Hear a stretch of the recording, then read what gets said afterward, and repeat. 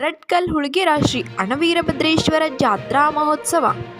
ಪ್ರತಿ ವರ್ಷದಂತೆ ಈ ವರ್ಷವೂ ಶ್ರೀ ಅಣವೀರಭದ್ರೇಶ್ವರ ಮತ್ತು ಭದ್ರಕಾಳಿ ಕಲ್ಯಾಣ ಮಹೋತ್ಸವ ಗಂಧೋಳಿ ಕಾರ್ಯಕ್ರಮವು ಸಾವಿರಾರು ಭಕ್ತರ ಮಧ್ಯೆ ವಿಜೃಂಭಣೆಯಿಂದ ಬುಧವಾರದಂದು ಬೆಳಗ್ಗೆ ಮಹಾರುದ್ರಾಭಿಷೇಕ ನಡೆಯಿತು.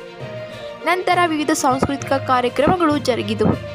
ನಂತರ ಸಾಯಂಕಾಲ ಸಮಯದಲ್ಲಿ ಶಿವಾನುಭವ ಚಿಂತನೆ ಮತ್ತು ಧರ್ಮಸಭೆ ನಡೆಯಿತು. ಈ ಕಾರ್ಯಕ್ರಮದಲ್ಲಿ ಕರ್ನಾಟಕ ಅಲ್ಲದೆ ಆಂಧ್ರ, ಮಹಾರಾಷ್ಟ್ರದಿಂದ ಭಕ್ತ ಸಾಗರವೇ ಹರಿದು ಬಂದಿತು.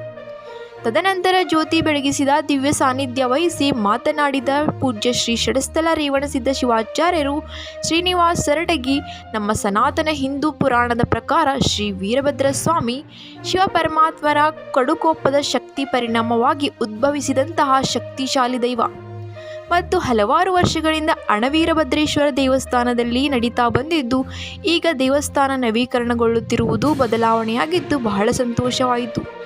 ಈ ಕಾರ್ಯಕ್ರಮ ಅಚ್ಚುಕಟ್ಟಾಗಿ ನಡೆಸಿಕೊಂಡು ಬರ್ತಾ ಇರುವ ದೇವಸ್ಥಾನದ ಟ್ರಸ್ಟಿನ ಸರ್ವ ಅಧ್ಯಕ್ಷರಿಗೂ, ಸದಸ್ಯರಿಗೂ ಮತ್ತು ಭಕ್ತಾದಿಗಳಿಗೆ ಧನ್ಯವಾದಗಳು ತಿಳಿಸಿದರು.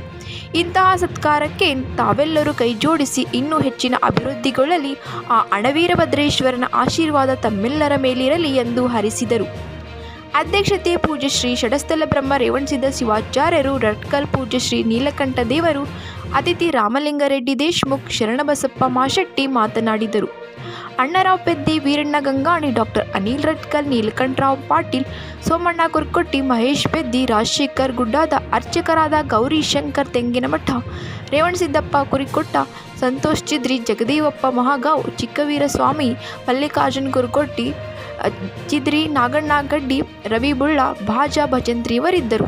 ರಟ್ಕಲ್ ಪೊಲೀಸರು ಬಂದೋಬಸ್ತ್ ನೀಡಿದರು. ಇನ್ನು ಅನೇಕರಿದ್ದರು. ವರದಿ ವೀರಶೆಟ್ಟಿ ಹಳ್ಳಿ, ಐನಾಪುರ್. ಹವಾ ಕನ್ನಡ ನ್ಯೂಸ್, ಚಿಂಚೋಳಿ.